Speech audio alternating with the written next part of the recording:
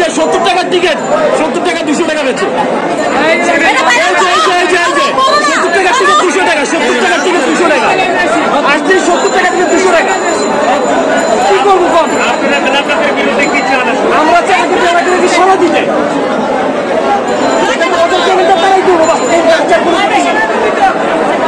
ওদেরকে তারণ ছাড়া কোনো করতে নেই। এত কষ্ট করে আসছে এখানে ছবি দেখার জন্য, এখন এটা যদি 70 টাকা যদি 200 টাকা হয় তো দেখবো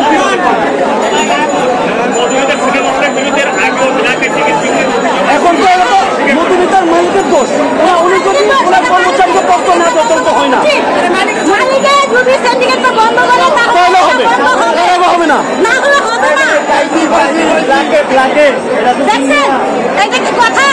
মালিক তো বলে তিনি এই বিষয়ে কিছু জানেন। উনি আসুক, এসে দেখে যাক, উনি আসুক, এসে দেখে যাক এখানে ব্লক হচ্ছে কিনা। যদি উনি এসে দেখে যে এখানে ব্লক হয় না তাহলে তো ভালো। এখানে যে আগে অনেকবার আমাদের কাছে অভিযোগ আসছিল যে ব্লকে টিকিট বিক্রি করে, তারপর আপনারা কেন বলে এই বলে আসেন?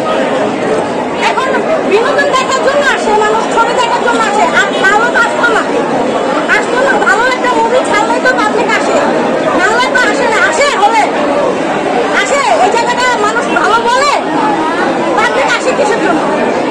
আসে একটা ভালো মুভি ছাড়লে বিনোদন দেখার জন্য, এটা যে না জিনিসটা ভালো দেখে যায়।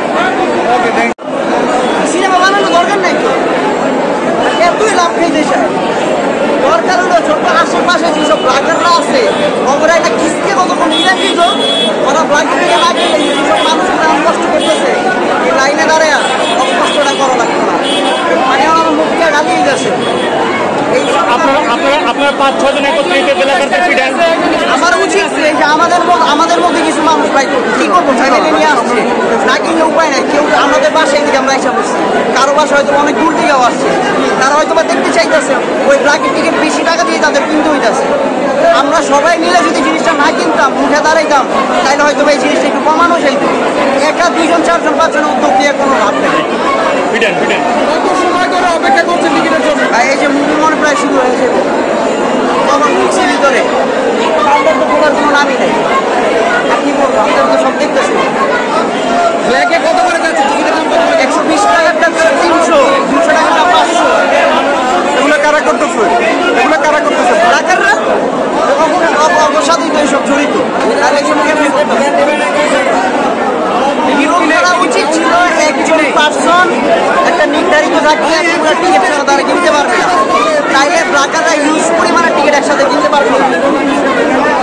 এটাই ভাই।